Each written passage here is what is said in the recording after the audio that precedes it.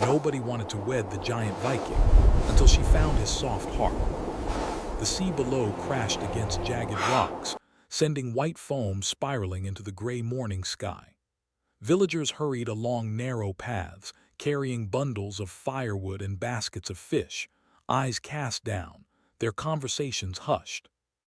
All of them knew the stories, and all of them kept their distance. In the center of the village stood a great hall, its walls scarred by centuries of storms and battles. At the end of the hall, behind thick iron doors, lived Bjorn Thorson, a man whose name brought both fear and awe. He was a giant among men, towering nearly a head above any warrior who crossed the village square. Muscles coiled beneath his heavy furs like tightly wound ropes, and his eyes were as stormy as the sea that battered the cliffs. No one had seen him laugh in years. No one had seen him smile, except perhaps the sea itself, when the waves bowed to him. The villagers whispered that he was cursed, born under an ominous winter moon, marked by fate to bring ruin to anyone who tried to love him. Mothers would pull their children close when his shadow passed, and young women would avoid him as if his gaze could freeze the heart. Yet for all his fearsome reputation, Bjorn's heart was not entirely cold. It had softened in secret, hidden away like a fragile flame in the darkest night. Few would ever know. None, perhaps, until she arrived. Alara stepped off the small ferry that had carried her across the jagged fjord. Her boots sank slightly into the muddy path as she adjusted the strap of her pack. She had been sent by Queen Runna herself, the ruler of the northern kingdom, to tend to the wounded and sick in Skardheim. The village had whispered of a raid from a rival clan, and the queen's orders were clear. No matter the danger, heal those in need. Alara had heard the rumors about Bjorn. Who hadn't? Tales of a giant Viking who could crush a man with one hand, whose temper was as harsh as the winter winds. But she was not a girl who feared stories. She was clever, brave, and curious, and most importantly, she could sense when the truth hid behind shadows. Something told her that beneath the giant's fierce exterior, there was more than the villagers claimed. The first time she saw him, she froze. He was standing by the edge of the cliffs, gazing out at the sea. The wind tore at his fur cloak, and the waves roared like distant drums. He did not move as villagers passed by, nor did he notice the children staring from afar. His expression was unreadable, a mask of stone, yet something fragile lingered in his eyes, a flicker that seemed almost human. Alara's curiosity overcame her fear. She took a careful step forward. "Excuse me," she called softly. Bjorn turned slowly. The movement was heavy, deliberate, and the sound of it made her stomach tighten. His eyes met hers, and for a moment she felt as if the storm itself had paused to observe. "Who are you?" he asked, his voice deep and rough, like gravel rolling down a mountainside. "I am Alara," she said, keeping her tone steady. "The queen sent me. I am here to help those who are hurt."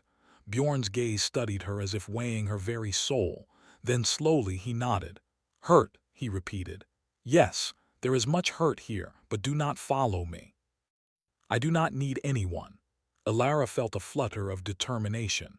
"Everyone needs someone," she said gently, though the words trembled slightly in the wind. "Even the strongest among us." For a moment the giant's face softened, not a smile, but a hint of curiosity. He turned away abruptly and began walking toward his keep. Alara hurried to follow, careful not to stumble over the uneven stones. The keep was massive, built of dark timber and stone, with towers that seemed to touch the low-hanging clouds. A roaring fire greeted her as she entered the main hall, illuminating the scars along the walls, marks from past battles, weapons embedded in stone, and banners torn by storms. Bjorn stood near the hearth, the firelight casting shadows across his broad shoulders. He gestured to a chair near the flames. "Sit," he said. "I will not hurt you, but speak little, speak well." Alara sat, her hands folded in her lap. She studied him. Despite the scars, the rumors, and the towering figure, there was a quiet sorrow that lingered in the lines of his face. Her heart stirred at the thought of what he must have endured to become so feared. "You are different from the others," Bjorn said suddenly, his eyes fixed on the dancing flames. "The women in this village, they whisper, they avoid me. Why are you not afraid?" Alara met his gaze. "Fear is easy," she said softly. "Courage, that is harder. I have my reasons for being here, but perhaps I am also curious about the man behind the tales." For a long moment, Bjorn said nothing. Then he chuckled, a sound that surprised her, a low, rough rumble like rocks grinding together. "Curiosity," he said. "Many do not survive it. But perhaps you will." That night, as the wind howled outside and the sea beat against the cliffs, Alara explored the keep quietly. She noticed small things that spoke of the man beneath the legend. A worn wooden table in a corner held a half-finished carving of a bird. A shelf was stacked with jars of herbs, carefully labeled. And in a small, hidden garden just beyond the back door, a single dying tree reached its branches toward the gray sky, struggling for life amidst the cold stone. Bjorn appeared silently beside her. She did not flinch. He studied the tree and sighed, a sound heavy with memory. "It is all that remains of my mother," he said quietly. "She loved this tree. I cannot let it die." Alara knelt beside it. "Perhaps it can live," she said gently. "With care, with patience, just as hearts can heal." Bjorn looked down at her, and for the first time she saw a shadow of vulnerability. His fingers brushed the bark, trembling ever so slightly. Then, almost violently, he stepped back. "Do not pity me," he said, his voice rising slightly. "Do not speak of hearts and healing. You will only be disappointed." Alara's own heart ached, but she did not retreat. "I do not pity you," she said softly. "I see you. That is all." The giant turned and left the garden, leaving Alara alone with the struggling tree. The wind tugged at her cloak, but she felt a strange warmth despite the cold. Somewhere beneath the storm, a seed had been planted, a seed of trust, of hope, of connection. Days passed, and Alara continued her work among the villagers. She healed scraped knees, fevers, and broken limbs, always careful to keep her visits to the giant's keep brief. But each day, she caught glimpses of Bjorn watching her from a distance. Sometimes he would stand in the doorway, his massive silhouette outlined against the firelight. Other times, she would hear the faint sound of his laughter echoing through the hall when he thought no one was listening. One evening, as the sun dipped behind the cliffs and painted the sky in shades of blood and gold, a group of villagers came rushing to the keep. "A wolf pack," one of them shouted. "It attacks the sheep near the cliff." Bjorn's eyes narrowed. Without a word, he grabbed his axe and strode toward the door. Alara followed, her heart pounding. She knew the villagers feared him, yet they still relied on his strength. At the edge of the cliffs, the wolves howled, eyes gleaming in the fading light. Bjorn moved with terrifying grace, his presence commanding the wild creatures to retreat. But even as he fought, Alara noticed his hesitation. His strength was not born of cruelty, but of necessity. He protected, he endured, he bore the burden of his curse with quiet dignity. When the last wolf fled, Bjorn turned to the villagers, who trembled in awe. Then, unexpectedly, his gaze found Alara. In that instant, the giant Viking, feared by all, seemed human, vulnerable, tired, longing. She approached him slowly. "You could have been hurt," she said gently. Bjorn looked away, his chest heaving. "And yet I am not," he murmured. His eyes softened just for a fleeting moment. "Perhaps not all shadows are meant to frighten." Alara smiled faintly, sensing the truth behind his words. The storm around them did not feel as cold anymore. That night she could not sleep. She thought of the secret garden, the dying tree, and the giant Viking who had saved a village yet feared love. Somewhere, deep inside, she knew their paths were entwined. There was fear, yes, and there was darkness, but there was also hope, and hope, she decided, was worth chasing. As she drifted to sleep, a shadow passed over the moon outside her window. It was silent, ominous, yet oddly watchful. The night seemed to whisper a warning. Not all who are cursed can be saved, and not all hearts can endure the storm. But Alara did not falter. She would face the storm. She would face him. And perhaps in the process, she might uncover the heart hidden beneath the legend of the giant Viking. The sky above Skardheim was heavy with clouds, gray and low, as if the heavens themselves were mourning. The wind still tore across the cliffs, but today it felt colder, sharper, carrying a warning that something was coming. Alara moved carefully along the narrow paths, carrying her satchel of herbs and bandages. She had begun to know the villagers, and slowly they were learning to trust her. Yet no one spoke of Bjorn aloud anymore. He had become a shadow in their stories, a figure of fear and fascination. But to Alara, he was no longer just a shadow. He was a man, complex and quiet, carrying a sorrow that seemed to echo through the cliffs themselves. She returned to the great hall that morning to find him seated by the hearth, staring into the fire. The giant seemed smaller than before, though no less powerful. His head was lowered, broad shoulders hunched as though the weight of the sea pressed upon him. "You are early," he said without looking up. His voice was soft but firm. "I thought I would check on your garden," she replied gently. "And your tree, how is it today?" Bjorn's hands clenched, tightening around the hilt of a small wooden carving he had been shaping. "It struggles," he admitted quietly. "As do I." Alara moved closer. "Struggle is not defeat," she said. "It is a chance to grow. Perhaps the tree will survive if it is nurtured. Perhaps hearts can survive too." He looked at her then, really looked, and she saw the conflict in his eyes. For a brief moment the fierce mask slipped, revealing the man beneath. A man who had known loss, fear, and loneliness. His voice, when he spoke, was almost a whisper. "You speak of hearts as if they are not mine to protect or to destroy. Do you know what it is to be cursed, Alara? To carry a shadow inside you that follows every step, every choice?" "I do not know your curse," she said softly, "but I know courage when I see it, and I know pain."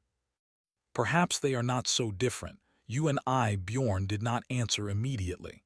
Instead, he rose, towering over her, and walked to the window, staring at the cliffs beyond. The wind tore at his cloak, making it whip around his legs. He seemed distant, lost in memories he could not share. Alara followed him, careful not to speak until he offered words.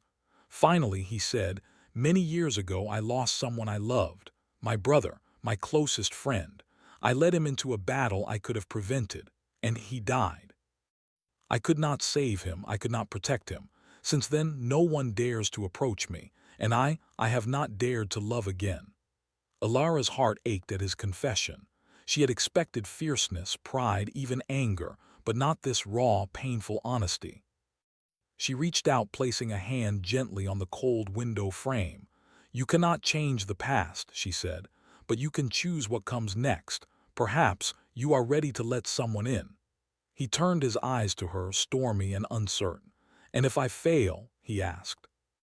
"If I bring ruin to anyone who cares for me?" "Then you try again," she said firmly. "We all stumble, Bjorn, but no one should be alone because of fear." The giant looked at her for a long, quiet moment. His lips twitched, almost as if he were about to smile, then he looked away. "You are not afraid," he said finally. "I am," she admitted. "But courage is not the absence of fear. It is facing it anyway." That afternoon, Alara tended to a group of villagers who had been injured by a sudden storm at the cliffs. Bjorn had insisted on helping, despite his desire for solitude. The villagers had watched him with wide eyes, whispering among themselves, afraid to approach the giant who was both protector and terror. Alara moved between them, bandaging cuts and cleaning wounds. Bjorn worked silently nearby, lifting fallen beams, carrying heavy stones, and ensuring the villagers' safety. His hands were strong, capable, and surprisingly gentle when needed. He worked not out of desire for praise, but out of duty. Alara observed him closely, noting the small gestures that betrayed his soft heart. When a child cried after losing a sheep, Bjorn knelt beside him, his voice low and soothing. "Do not fear," he said. "We will find it, It is not gone forever. The child's mother, who had watched from a distance, whispered to Alara, "He is not what the stories say. He cares. He protects us, though we fear him." Alara nodded. She had seen the truth long before the villagers. Beneath the legend of the fierce giant was a man capable of compassion, courage, and even love. If only he could be reminded that the world was not only full of fear. Days passed, and Alara's bond with Bjorn grew. They spoke quietly by the fire in the evenings, sharing stories of childhoods, lost loved ones, and distant lands. Bjorn's voice softened in her presence, and Alara noticed subtle changes.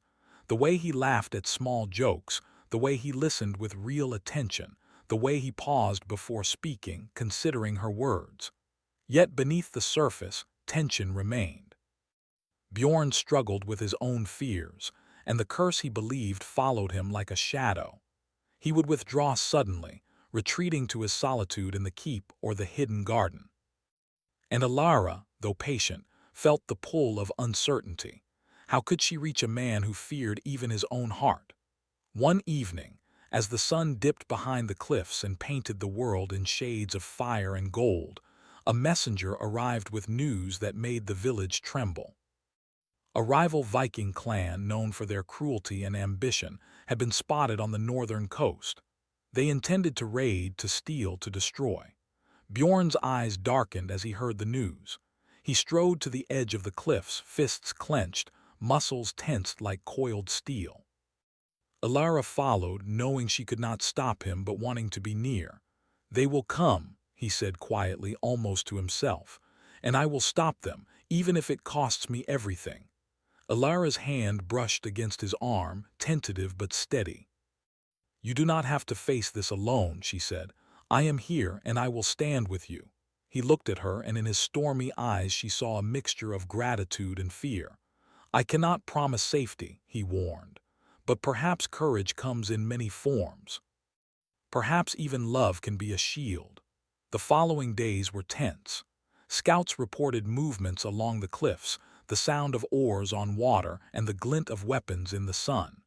Bjorn prepared his warriors, his presence commanding respect, his reputation both a weapon and a shield. Alara worked tirelessly, tending to those injured in skirmishes and ensuring the village remained resilient. Despite the looming threat, moments of quiet intimacy persisted between them. One evening, after the sun had disappeared and the wind had died down to a gentle whisper, Alara found Bjorn alone in the garden. The dying tree stood before him, leaves trembling in the cool air. "You come here often," she said softly. He did not look at her. "It is the only place I feel almost alive," he admitted. "The only place I feel that I can care without destroying everything around me." Alara knelt beside the tree. "Perhaps caring does not destroy," she said. "Perhaps it is the strongest force of all. You protect this tree. You protect the village. You even protect yourself in small ways. That is courage, Bjorn. That is love." He finally met her gaze, and for a long moment they simply looked at each other, silence stretching like the horizon itself. The giant's chest rose and fell as though he were trying to control the storm within him. "I do not know if I can," he murmured. "If I can allow anything. I am a shadow of ruin, not a man to be loved." "You are more than your fears," she said. "You are more than your past. And I will not turn away." For the first time, Bjorn's face softened completely. Not a mask of strength, not a show of fury, but the real man, tired, broken, yet willing to stand and face the world. He reached out, hesitant, and allowed Alara's hand to brush against his own. But before words of comfort could pass, the wind shifted, carrying a sound that made their hearts tighten. A distant horn echoed from the northern cliffs. The rival clan had arrived. Smoke rose against the darkening sky, and the faint glint of steel caught the last rays of sun. Bjorn's body tensed, and Alara felt the weight of fear and responsibility pressing against them both. The giant Viking who feared love now faced a battle that could define the lives of everyone in Skardheim. And as he tightened his grip on his axe, his eyes met hers, storm and longing mingling in a single glance. "You must stay close," he said, voice low but commanding. "If we survive, perhaps there will still be time for hearts." Alara nodded. She would not falter. She would face the storm, the shadows, and the legend itself. And as the sun disappeared behind the cliffs, the first horns of war sounded, echoing through the valley. The forest was alive with whispers. Shadows stretched between gnarled trees, twisting and swaying as though the wind carried voices that belonged to long-forgotten souls. Bjorn Thorson moved through the undergrowth like a shadow himself, his massive frame bending low beneath the heavy branches. Beside him, Ilara followed, her steps careful, her heart pounding with both fear and resolve. They had left the village behind after the first clash with the rival Viking clan. Skardheim had been spared, but only just. Smoke still rose from the burned outskirts, and wounded villagers had been sent ahead with the Queen's messengers. Now, the threat loomed closer, not just outside, but within the dark, enchanted forest that legends said held wandering spirits and cursed beasts. "Ilara," Bjorn said, his voice low, almost a growl as he scanned the forest, "this place is older than men. Many who enter do not leave. Many lose themselves in the shadows." "I am not afraid," she replied, though her fingers tightened around the satchel strap. "Not while I am with you, and not while there is hope." Bjorn's eyes softened, revealing the man beneath the legend, the man who cared, who feared, yet longed for connection. For a moment, the forest seemed less threatening, though the air remained heavy with an invisible weight. As they moved deeper, the shadows grew longer and the forest thicker. The trees twisted unnaturally, and the path became uncertain. Bjorn's instincts guided them, but even he could not see far. Every step felt like walking on the edge of the world, each sound magnified in the heavy silence. A sudden rustle in the bushes made Ilara jump. Bjorn's hand went to the hilt of his axe. From the shadows emerged a deer, startled and then vanished. The tension eased slightly, but neither spoke. The forest tested them, a living labyrinth meant to awaken fear and doubt. Hours passed. The deeper they went, the more Bjorn seemed to carry not just his physical strength but the weight of his past. Ilara watched him as he paused at the edge of a clearing, staring at a faint, glowing light. The light pulsed, almost like a heartbeat, and the shadows around it twisted unnaturally. "This is the heart of the forest," Bjorn said, his voice barely audible. "It is where spirits linger, where one faces their past and their own darkness." Ilara stepped closer to him. "Then we face it together." He glanced at her, storm and longing mingling in his eyes. "Do you understand what this means?" "The shadows here, they show not only what is true but what we fear. They may reveal things that cannot be unseen. You may not recognize me when they do." "I do not care," she said firmly. "I see the man behind the shadow already. I will not turn away." Together they stepped into the clearing. Immediately the shadows seemed to pulse, shifting into shapes that whispered of regret, failure, and fear. The first vision appeared before Bjorn, a battlefield drenched in mist. He saw his brother falling, a look of betrayal and pain frozen on his face. The giant Viking staggered back, fists clenching. Ilara grabbed his arm. "This is not reality. It is memory, yes, but it is not the whole story. You survived and you protect those who remain. You do not fail them." Bjorn's chest rose and fell rapidly.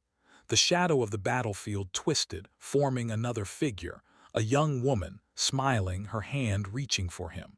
It was the love he had lost long ago, the one he believed he could never hold again.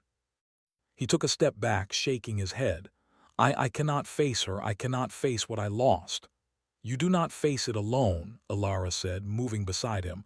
"You face it with me. Let it pass through you, not consume you. Let it teach you."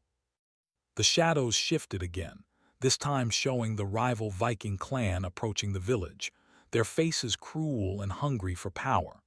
The images were vivid, alive, as though the forest itself demanded Bjorn relive every fear, every failure, every loss. Bjorn's voice broke the silence. I am not worthy, I am not enough. If I fail, if I let them destroy all I protect, how can anyone, how can you, love me? Alara placed her hand on his chest, feeling the steady beat of his heart beneath his thick furs. Love is not given because we are perfect. Love is given because we are brave enough to face the storms together. You are worthy, Bjorn, you are enough, and I will stand with you through every shadow. A hush fell over the clearing, and the shadows paused as if listening. The glow at the center pulsed brighter, responding to the truth in her words. Bjorn drew a deep breath, the first in hours that was not filled with fear or doubt. Then the forest's trial became physical. From the trees emerged a shadow beast formed entirely of darkness, its eyes glowing red. It mirrored Bjorn's anger, his grief, and his self-doubt. It roared, and the ground trembled beneath its steps. Bjorn raised his axe, muscles coiled for battle. I must fight it, he said, voice hard. It is part of me, and if I do not conquer it, it will destroy us. Alara stepped forward. No, she said. You are not alone. I am here. Together we can face it, not with only strength but with truth and courage. Let your heart guide you. The shadow beast lunged. Bjorn swung his axe and the blade cut through the darkness, but it reformed immediately, stronger and more menacing. The beast's roar shook the trees, and Bjorn realized this was no ordinary battle. The forest demanded not brute strength but acceptance. Alara spoke, her voice steady and clear. Bjorn, face it, face the fear, face the sorrow, but do not let it define you. You are more than your mistakes. You are more than the shadow. He hesitated, watching the beast, the physical manifestation of everything he feared and hated in himself. His chest tightened, his arms shook. Then slowly, deliberately, he lowered his axe. I am more than this, he whispered. The shadow beast paused as if sensing his words, then charged again. This time Bjorn did not strike. He stood firm, letting the darkness meet him, and spoke aloud the truths he had long buried. His regrets, his pain, his longing for connection, his hope for love. Alara joined him, speaking softly and steadily beside him. You are not alone. You are not the shadow. You are the man who protects, who loves, who endures. You are Bjorn Thorson. The forest seemed to hold its breath. The shadow beast faltered, shrinking, then dissolving into mist, leaving only the faint echo of its roar behind. The clearing grew still, peaceful, and the glow at its center softened into a gentle light. Bjorn sank to one knee, exhausted, yet alive. His hands shook as he ran them through his hair. Alara knelt beside him, placing her hand on his arm. You did it, she said softly. You faced the shadow, not with only your strength but with your heart. He looked at her, eyes filled with awe and something softer, trust, gratitude, and longing all at once. I did not know I could, he admitted, voice raw. I thought the darkness would always win. I thought I could never be free of it. You are free, she said. Free to feel, to hope, to love. The shadows do not define you anymore. You define yourself. For the first time, Bjorn allowed himself to smile, faint but genuine. The shadowed forest, once threatening and alive with whispers, seemed to bow to the courage they had shown together. But the trial was not over. From the trees, faint whispers returned, softer now, yet insistent. Alara's hand tightened on Bjorn's arm. It is not finished, she said. The forest, the world, there will always be shadows, but we will face them together.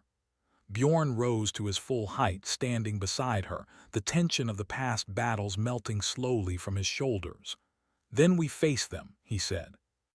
No longer as legend, but as men and women who refuse to be defined by fear. Together. They left the clearing as the first light of dawn filtered through the forest canopy. The path back to Skardheim was long, and the forest remained silent, as though acknowledging their victory yet warning them that darkness was never truly gone.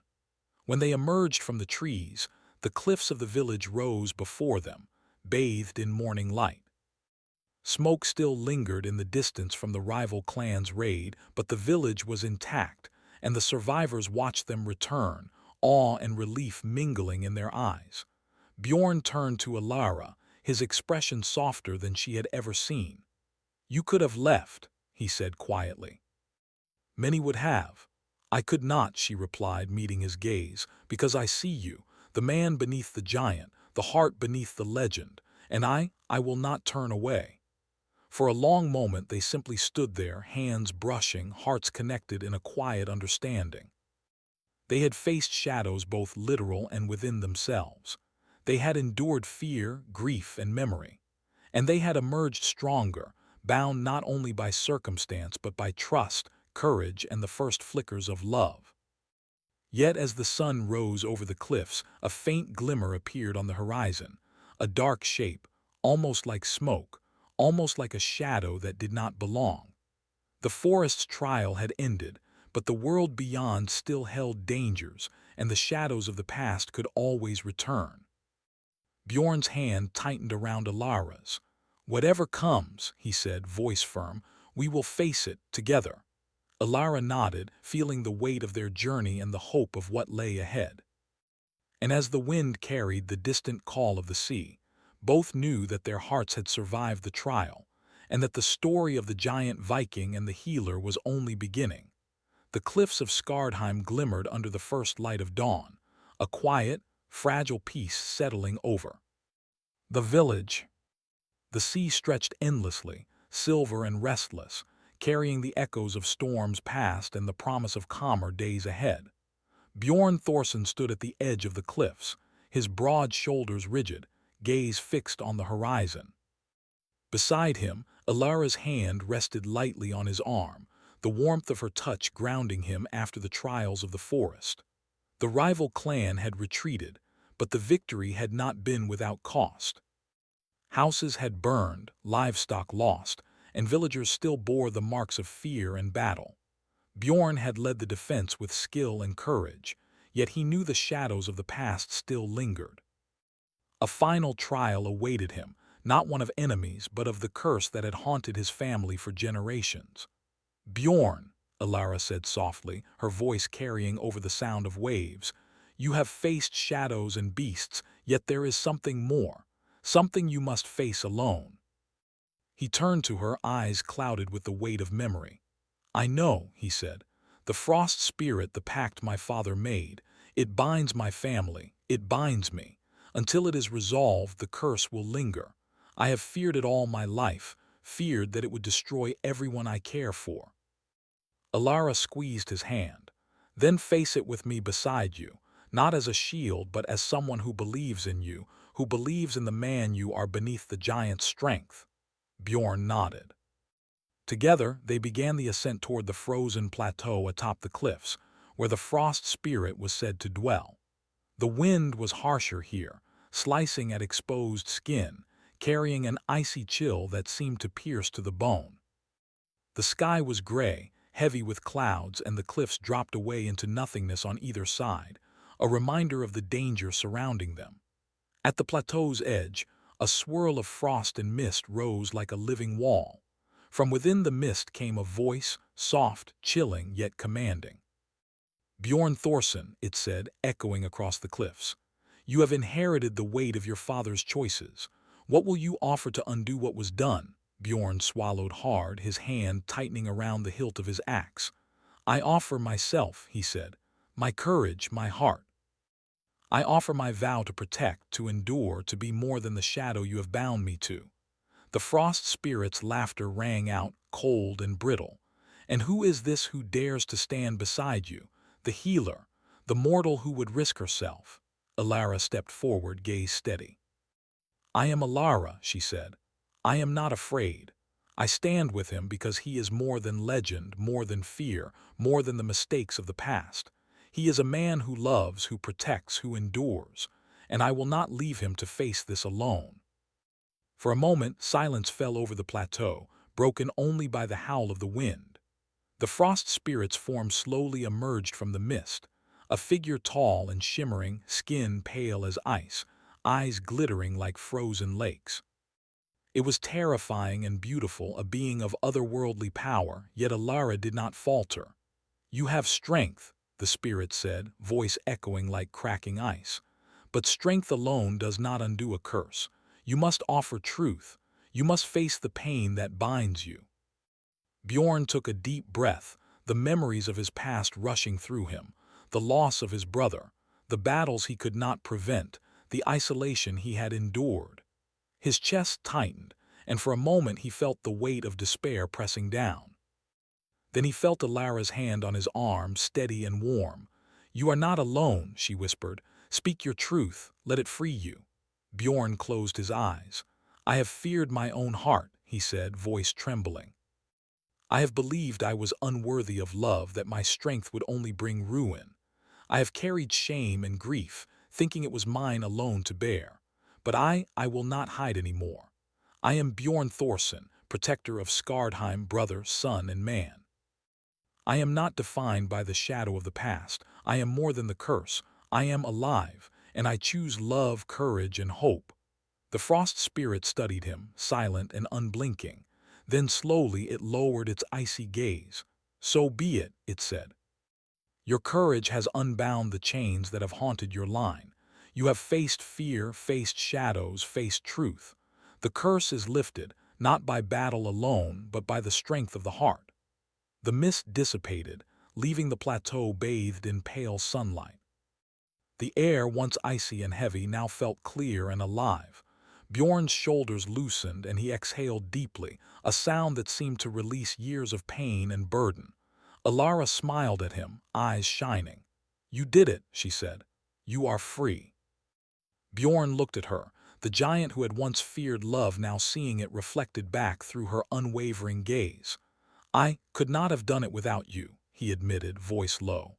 "You showed me the heart beneath the giant. You reminded me that courage is not only in battle but in trust, in hope, in love." She reached up and placed a hand on his cheek. "And I will continue to remind you," she said softly, "every day if I must." Together they descended the cliffs, returning to Skardheim. The villagers had gathered, wary but hopeful. When they saw Bjorn and Alara emerge, alive and unbroken, a cheer rose from the crowd, though it was tinged with awe and disbelief. The man who had once been feared now walked among them, tempered by courage and softened by love. In the days that followed, life returned to the village. The burned houses were rebuilt, the injured healed, and the fields replanted. Bjorn moved among the villagers not as a shadow of fear, but as a protector and leader whose strength was tempered by compassion. He laughed, shared stories, and even helped tend the fields alongside the villagers, no longer bound by the isolation of legend. Yet the greatest change was not in the village, but within himself. He allowed himself small joys, moments of peace, and the tender awareness that someone cared for him, not for his power but for his heart. Alara remained by his side, her presence a steady light. They spent evenings in the secret garden, tending the tree that had survived storms and winter alike. Bjorn had nurtured it with care, and it had grown stronger, just as he had. The giant who had once been feared now laughed softly as he carved wooden figures for the children of Skardheim, teaching them about courage, kindness, and hope. One evening, as the sun dipped behind the cliffs, painting the sky in gold and crimson, Bjorn and Alara stood at the edge of the village. The sea shimmered below, calm and endless, reflecting the promise of the future. "You have changed me," Bjorn said quietly, his hand brushing against hers. "Not only the curse, not only the shadow, but the man I thought I could never be." Alara smiled. "You were always capable of it," she said. "You only needed to remember. And sometimes we all need someone to remind us." He looked into her eyes, storm and longing mingling with warmth and gratitude. "Then, will you continue to remind me? Will you stay by my side?" "I will," she said softly, stepping closer. "Through storms and shadows, through fear and hope, always." For a long moment they simply stood there, watching the sun sink behind the cliffs. The village below was alive with quiet celebration, but above it all, the giant and the healer had found something more enduring than victory: trust, understanding, and the beginning of a love that would not be bound by fear or legend. The frost spirit had gone, the curse lifted, yet the world remained vast and full of challenges. But together, Bjorn and Alara knew they could face whatever came next. Shadows might linger at the edge of vision, storms might rise and fall, yet the bond they had forged in courage and truth would hold them strong. As night fell, they returned to the keep. The great hall, once silent and cold, now echoed with laughter and warmth. Bjorn carved a new figure, a small wooden bird, and placed it on the mantel beside the fire. The tree in the garden flourished under Alara's careful tending, leaves shimmering even under the pale light of the moon. Bjorn took her hand in his, the first time he had done so without fear or hesitation. "You have shown me that the heart is stronger than any curse, greater than any shadow," he said, "and I will not forget it." Alara smiled, her heart full. "Nor will I. Because we face everything together. That is how hearts endure." The wind whispered through the cliffs, carrying the scent of the sea and the promise of new beginnings. The giant who had once been feared now walked as a man tempered by courage, softened by love, and free to be himself. And beside him, Alara, the healer, the brave, the steady, stood as a reminder that even in a world of shadows and storms, hearts could find each other, survive, and thrive. And so Skardheim slept peacefully under the stars, the legend of the giant Viking no longer a story of fear, but one of hope, redemption, and the enduring power of love.